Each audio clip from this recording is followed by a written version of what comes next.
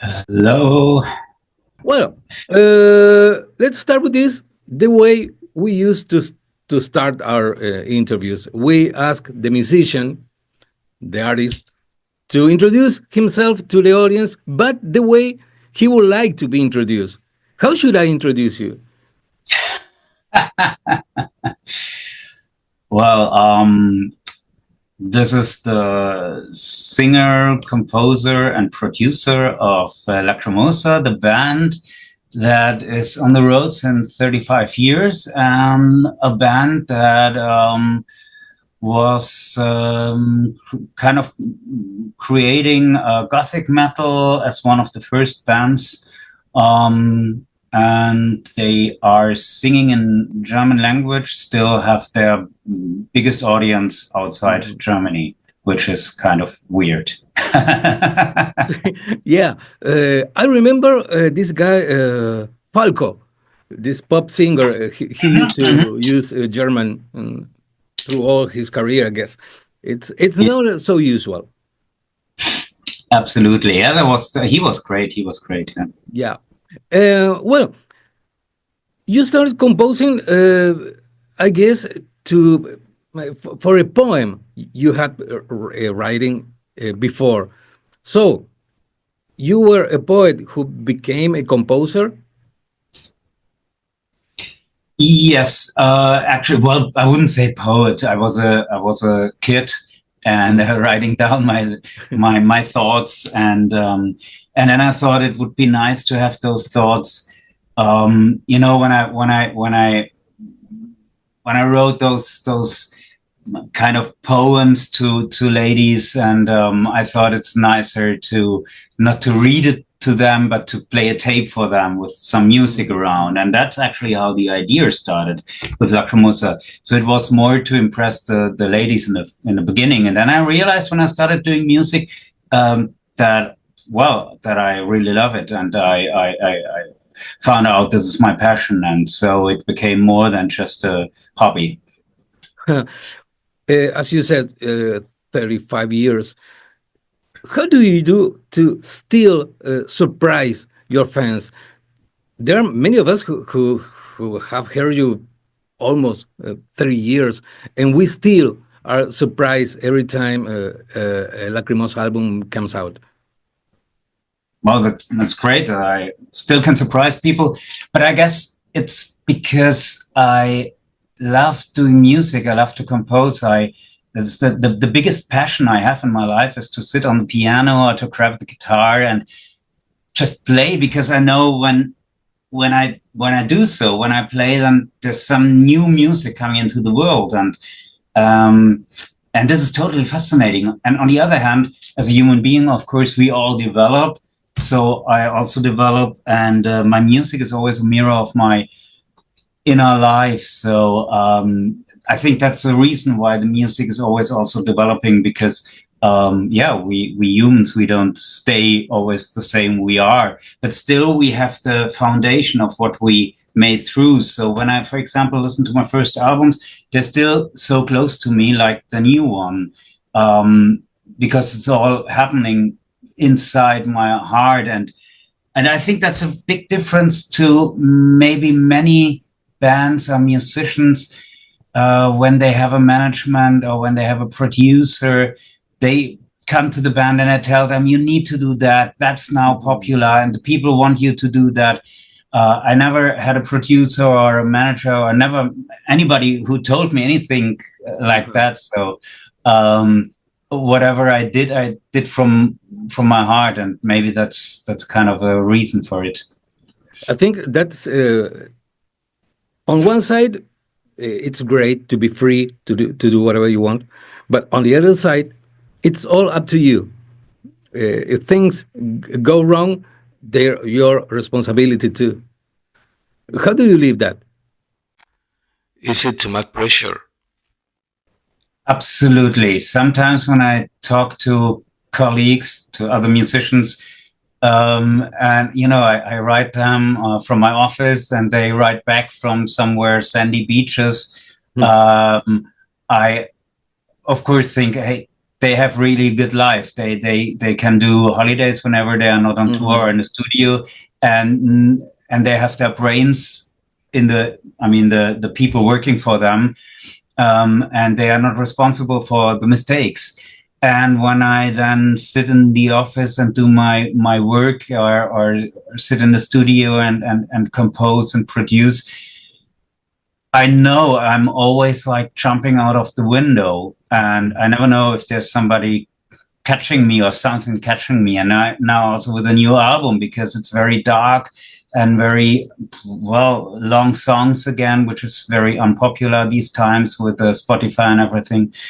So I was deadly nervous when I brought this album out, because, yeah, as you said, in the end, I can't blame anyone. And if it doesn't work out, I have a big problem, because I live from the music. Then, then it's not so good anymore.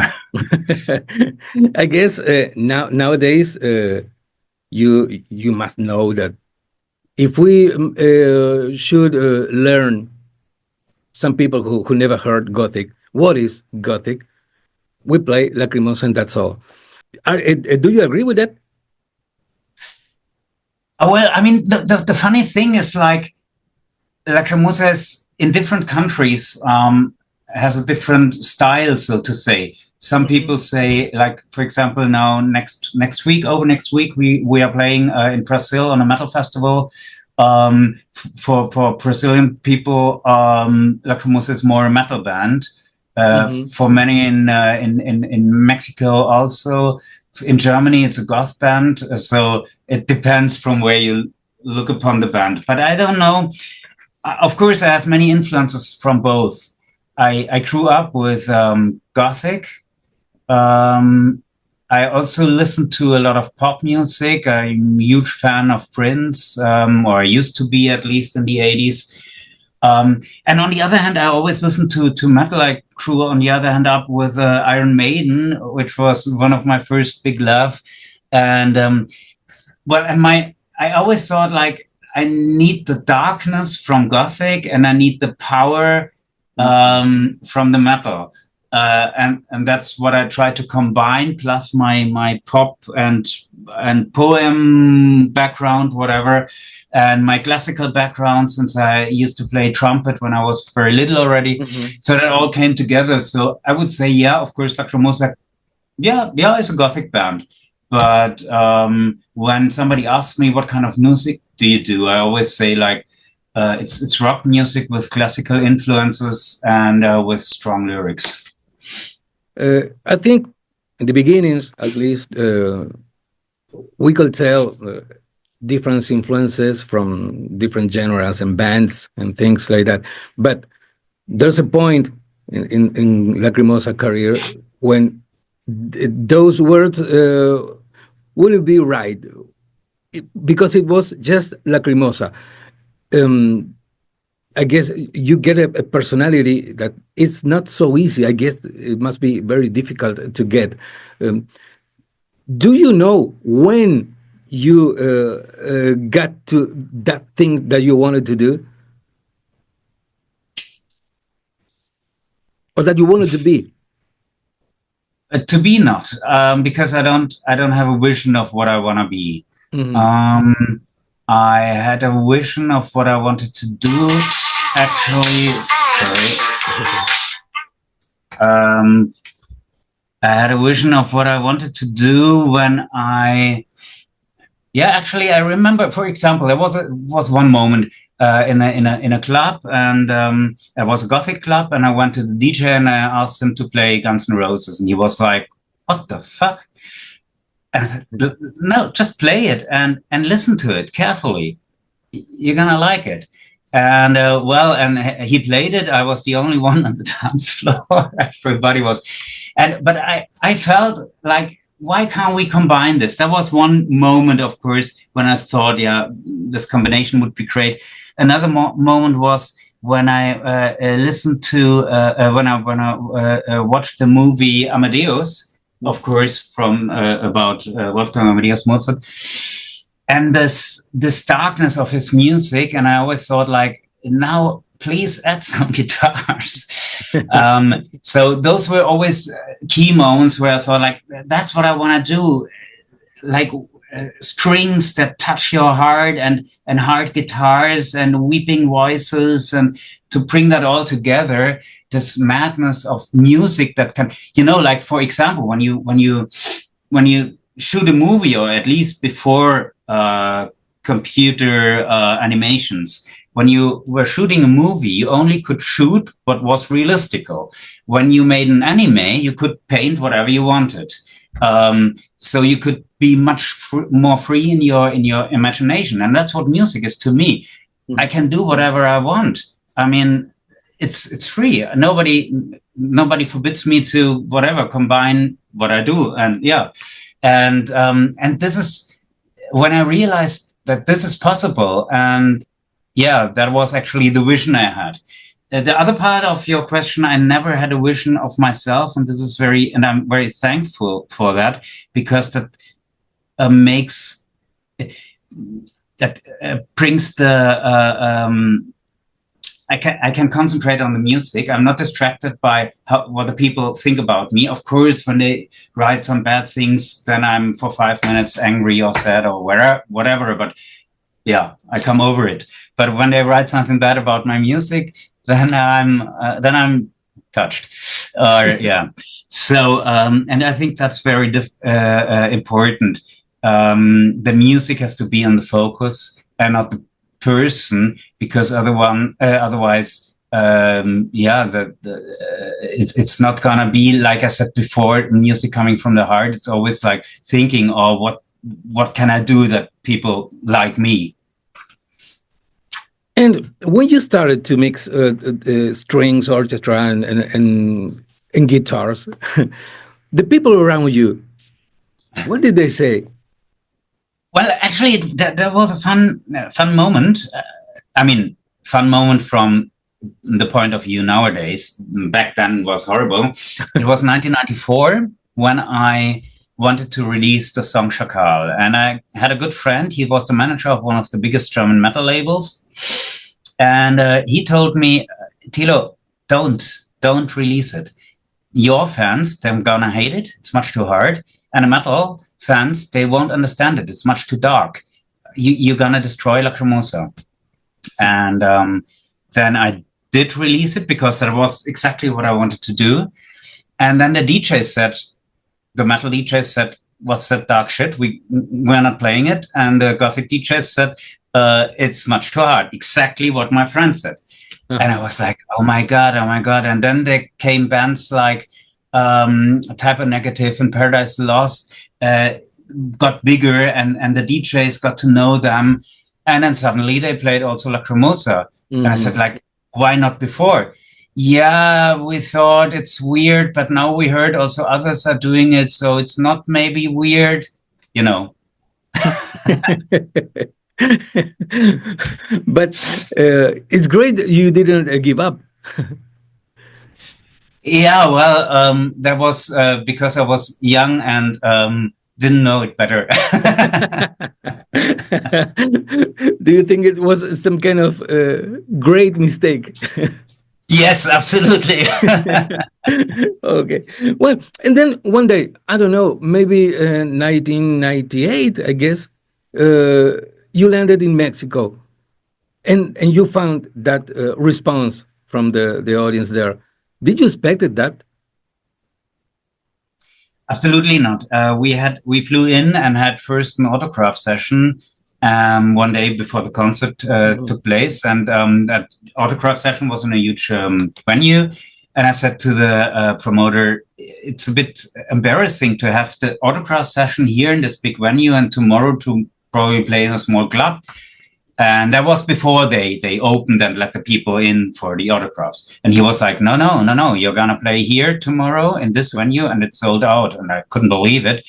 And then when the autograph session started, I realized what was going on. People were like hammering down. Actually, they were hammering down the door before it really actually started, a metal door, and they were running into the place, and the people had to get us out, the security, to get us at a secure place.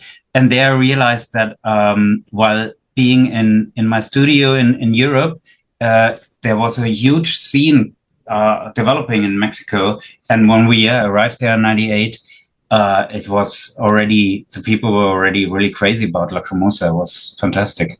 We used to see the German people as I don't know, maybe colder than we are here. We are a little bit intrusive. We used to invade the space of the other people. The first time you found that, how was it for you? I love it because I'm a very passionate person, and I never understand this closeness and coldness of the Europeans. Sometimes it's really weird. Nowadays at Lacrimosa concerts, the people are also opening up. But when we started, they were still standing there, and after a song, no emotions, nothing. Now they learned, we love it when they show their feelings, when they come out of themselves, and they do it also in Europe. But from my character is more I think south than north. Great. Well, maybe May the 24th, I guess, you'll be here in Buenos Aires, in Argentina. What can we expect? What are we going to see there? Well, we are at the end of a circle from 3 albums, Testimonium, Leidenschaft, and Lament. And this is, of course, something really special to start the entire tour in your country, in your city, especially because, you know, we have those 3 parts. It's on the Testimonium album, it was like Nach dem Sturm. It's always the second song on each of those 3 albums. And those 3 songs, they come together in the final song of the new album, which is called Memoria. And for example, we are for the first time playing this song, which means it's the entire Sturm trilogy, which comes there together. We are going to play it the first time on stage in Buenos Aires, and we are also coming. I wrote a new song in the meantime since we released the album. This is a new song, yes, and it's a beautiful song. But the album is still hot. Yeah, but I had this idea, and next week actually I recorded it already. But next week I present it to my live band, and we're going to start rehearsing it. And I hope we can then play it in Argentina as well. And then, of course, we will play many classics from the history of Lacrimosa, which is always important to me. I don't want to play only new songs. Of course, we play a lot from the new album, but I always want to play also songs that which built the foundation of Lacrimosa. So it's going to be a nice mix-up of everything of that. And since 10 years, I bring my trumpet again with me. So it's going to be also with a trumpet on stage. It would be great. Another surprise. Tilo, the time goes by. How do you live? Well, the last weeks and months, I've been sitting in my office, working on the promotion of the album and on the releases. As you maybe know, I have my own record company, so I'm also responsible for all the release stuff and the manufacturing, of course. Manufacturing this album was really tough because there's so many details. I didn't want to have any place not be printed, so everything, when you even there, the space where the CD is inside and the booklet, everything is black. So whatsoever, I was working on that and doing all that thing that which was basically the work of a record company. Yeah. And do you think about that? Are you worried about that?